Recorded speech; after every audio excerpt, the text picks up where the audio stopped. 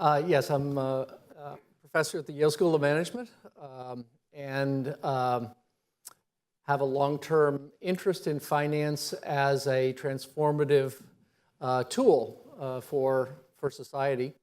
And the FinTech conference that we've just been part of was, for me, it's been truly inspiring.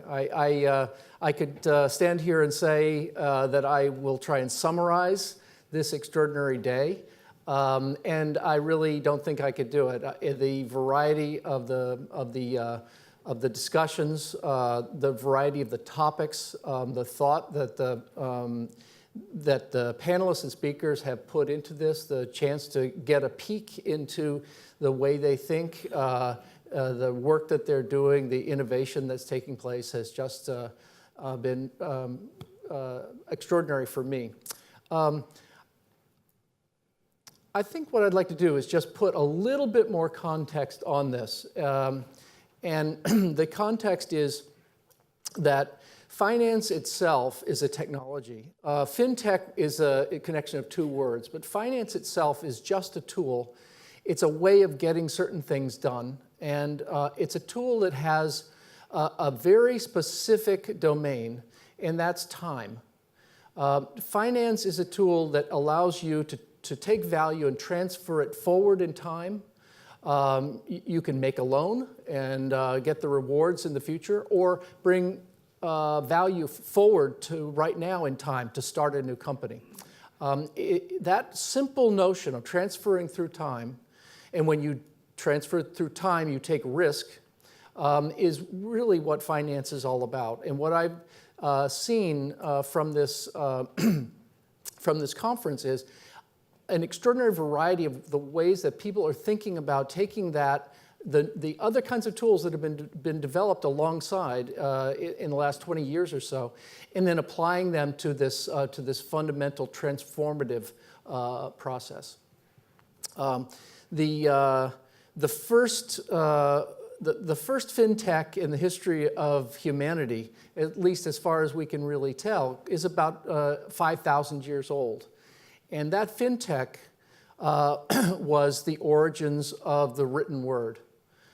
In Mesopotamia, 5,000 years ago, people had to develop a way to organize cities and organize payment systems and organize tax payments and organize delivery of commodities. And the way they did that was first through some kind of simple accounting processes that use symbolic objects.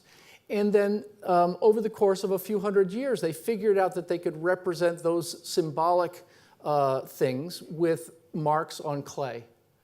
And so the first FinTech are cuneiform tablets that then evolved into a full, rich, written language that could express many things besides finance and accounting. It could express human emotions, poetry, epic stories, and the rest of what we've been able to make of this. So, that's a pretty broad context to put this in.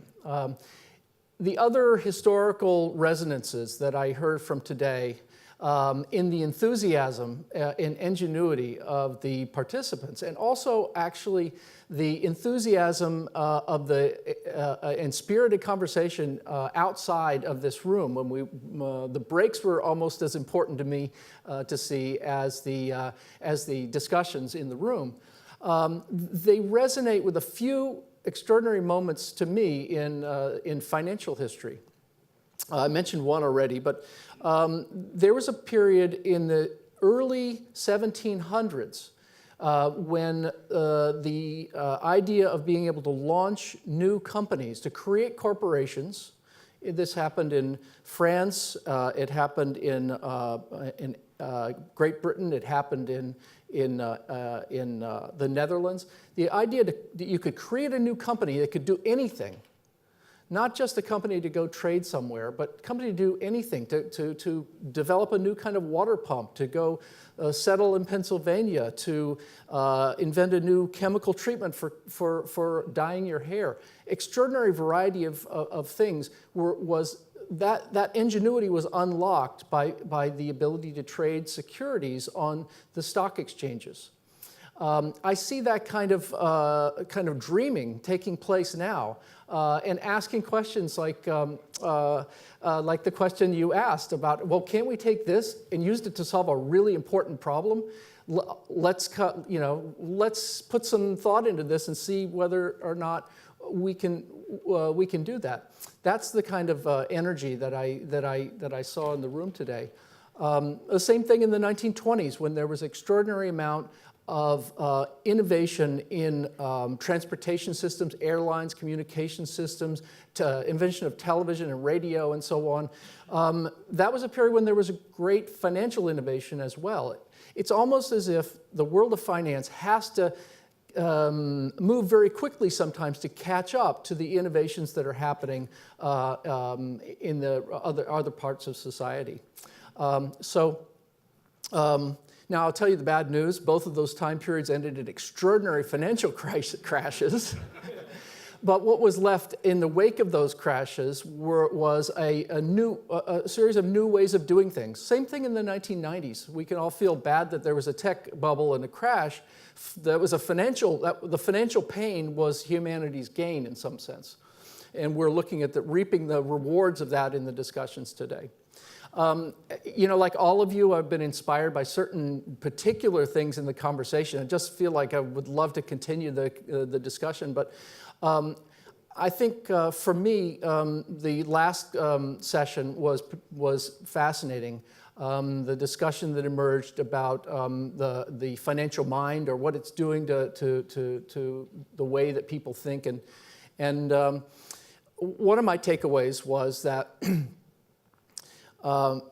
fintech is allowing people that have a certain kind of drive and desire to explore the possibilities of finance, to just push it much farther than they'd been able to push it before.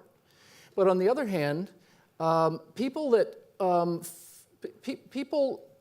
don't want to deal with the problems of how to get a mortgage, or don't want to manage their own money, it's also allowing them to turn finance into a kind of a plumbing operation that doesn't consume their attention and doesn't require them to master something that, let's face it, only a certain fraction of people are going to be able to master it well enough to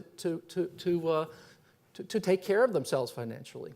So, there's always a chance that there's going to be some exploitation of that, but I think there's also a lot of hope that we can develop tools that will make people's long-term life planning, their economic lives, much, much better. And so I heard that coming through loud and clear in your discussion. So I just want to say thanks a lot for that, and I'm 100% behind those sentiments. I know we have cocktails and drinks outside, so I want to just thank the organizers, and I'm not one of them. I've been an observer and a fan for Steve and Marina, and then also for Leanne Clark and Electra, who have put this whole thing together. So thank you very much. It was great. And of course, I want to Lloyd Baskin, a central part of this as well. So I just don't want to forget that. Thank you.